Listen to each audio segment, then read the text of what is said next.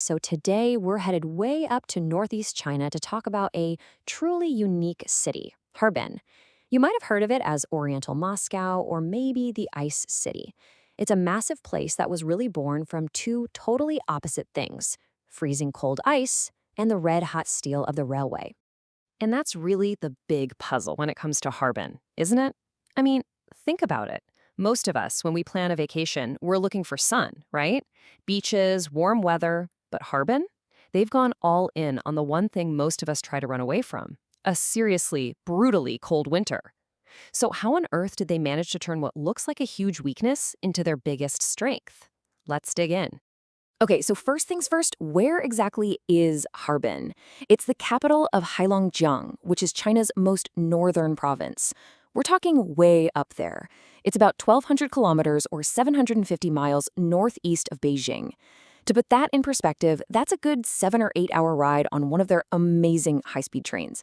And trust me, this super northern location, it's the key to understanding everything about this city. All right, here's how we're going to break it all down. First, we'll talk about the ice, the thing that really defines the place. Then, the railways that literally built the city from the ground up. We'll look at its past as an industrial powerhouse, see how it's reinventing itself today, and get a feel for what life is actually like in those crazy temperatures. And finally, we'll peek into what's next for Harbin. All right, let's jump right in. Section 1, the Ice City. And look, you just can't talk about Harbin without starting with its climate. We're talking about a city of absolute wild extremes. Okay, so the official kind of nerdy term for its climate is monsoon-influenced humid continental. What does that actually mean? Well, just think of it like this. The winters are super long, incredibly cold, and really dry. That's all thanks to this massive weather system called the Siberian High. Basically, a giant blob of freezing air that just sits over Siberia and controls everything. But here's the twist. The summers, though they're short, are actually pretty warm and humid. And this table, wow, it just lays it all out. Just look at January. The average low is minus 25 Celsius.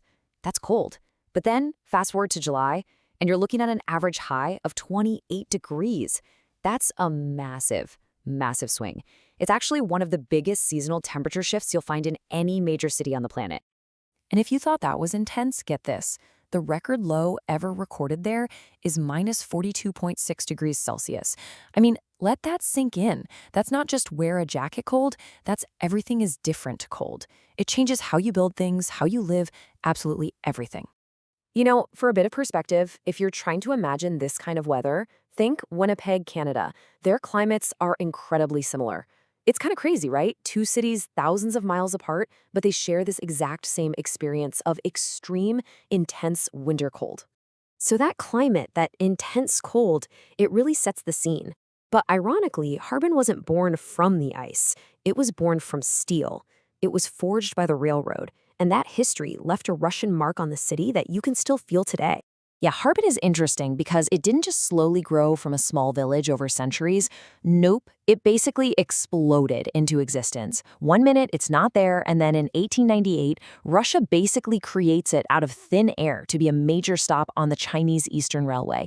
And get this, by the 1920s, it was so cosmopolitan and chic, it was known as the fashion capital of China. Seriously, the latest styles from Paris and Moscow would show up in Harbin before they even hit Shanghai.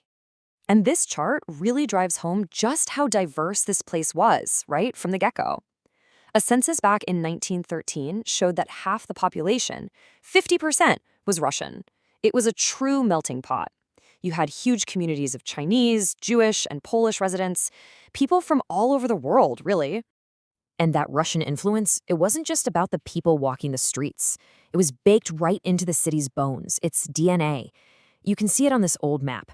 Russian engineers planned out whole districts with these big, sweeping European-style avenues and grid systems. It's a totally different look and feel from traditional Chinese city design. But this is where the story gets really cool. As the local Chinese merchants started to become more wealthy and powerful, they did something architecturally amazing. They invented a style you'll only find here, called Chinese Baroque.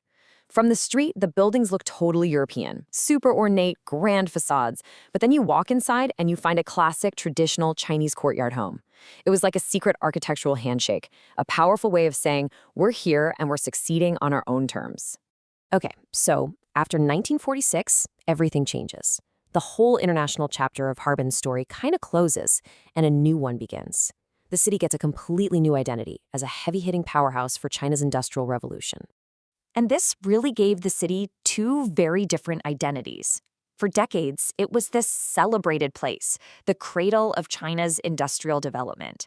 But then, as China's economy started to shift and move south, Harbin, well, it struggled. Like a lot of heavy industry centers, it went into a decline and got a new label, part of the Chinese Rust Belts. So what exactly were they making? Well, just look at this list. It was the backbone of their economy for decades. We're talking heavy machinery, power generation equipment, so much that it supplied a third of all of China's capacity, plus aircraft, cars, you name it. This place was the real deal, a true industrial heartland. And that brings us right up to the present day. And this is where the story gets really incredible. Because we're going to see how Harbin is pulling off a modern comeback story by turning both its Rust Belt past and its freezing cold climate into, well, economic gold. This whole turnaround is part of a big government plan called the Northeast Revitalization Strategy. And it basically boils down to three key things. One, take those old factories and make them digital and super efficient. I mean, one boiler company in Harbin cranked up its efficiency by more than 300%. Two, invest in the future, things like robotics and clean energy. And three, the big one, go all in on the ice and snow economy. So, has it worked? You tell me. Just look at that number, an estimated 137 billion won. That's over 19 billion US dollars in tourism money from one winter season. It's just mind-blowing. That paradox we talked about at the beginning, the freezing cold, well, it's now officially the city's #1 blockbuster hit. Okay, so the economy is booming, but a city is more than just numbers, right? What's it actually like to live day to day in a place with such an insane climate? Well, the secret is in the infrastructure. The stuff that makes life not just bearable, but actually pretty comfortable. Think about it. Trying to get around town when it's minus 25 Celsius outside is a challenge. That's why the metro system is an absolute game changer. It's new, it's fast, and the most important part, it's warm. It's basically a climate-proof lifeline that zips you between all the important spots, from the train stations to the ice and snow world. It's what allows the city to keep humming along, even when it's unbelievably cold. And it's not just about getting around inside the city. Harbin is a major transportation hub for the whole country. In fact, it's got the world's very first high-speed rail line designed specifically for super cold climates.